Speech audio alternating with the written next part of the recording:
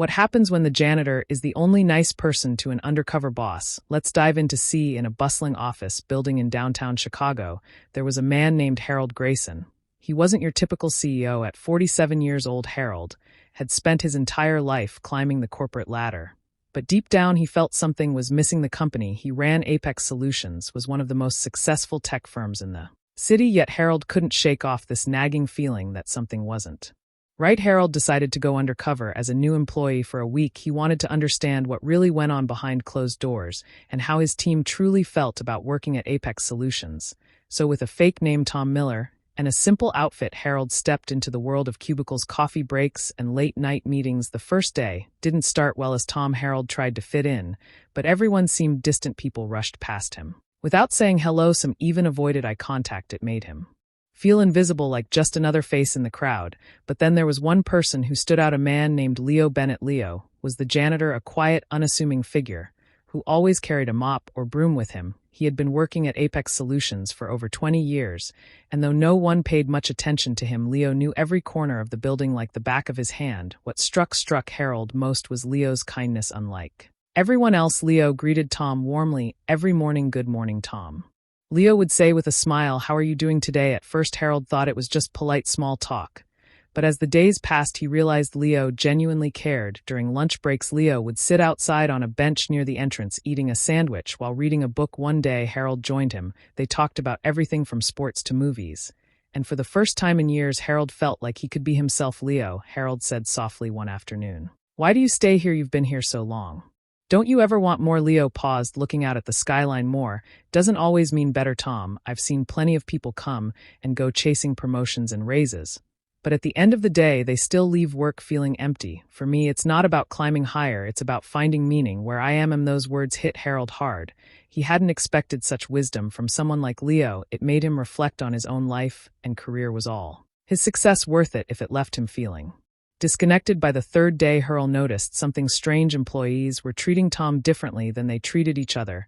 There was a lack of respect, almost like they saw him as disposable. This bothered Harold deeply.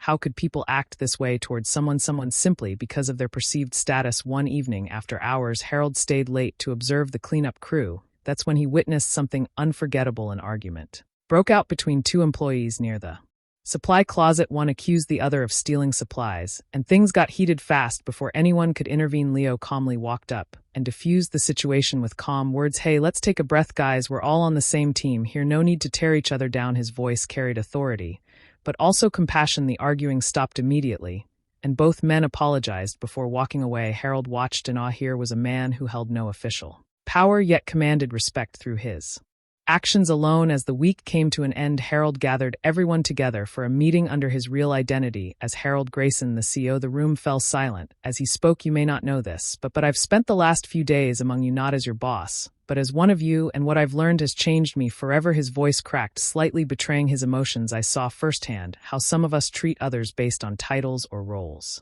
I saw how easy it is to overlook the value of someone simply because they clean our floors or fix our printers." He looked directly at Leo. "But I also met someone who reminded me what true leadership looks like. Someone who leads by example, not by title. Someone who sees the humanity in everyone regardless of position." "Leo Bennett, thank you for showing me what it means to care." Tears filled Leo's eyes as the room erupted in applause. For the first time, Harold felt a connection with his employees, not as workers, but as people. From that day forward, things began to change at Apex Solutions. Policies were updated to ensure fairness and respect for everyone regardless of role, and Leo became an unofficial mentor, teaching others the importance of empathy and kindness. In the end, Harold realized that success isn't measured by profits or accolades, it's measured by the impact we have on those around us. And sometimes the greatest lessons come from the least expected places. That's the story. Friends, I hope you enjoyed it. It was a pleasure sharing it with you. All, don't forget to comment below and let me know where you're watching from. It's always fun to see the global reach of these stories. And if you haven't already, please hit that subscribe button for more amazing stories, tips, and tricks. Thank you for watching, and I'll see you in the next one. Bye. If you'd like to show some extra love, tap the 3 dots near the share button and send a super thanks.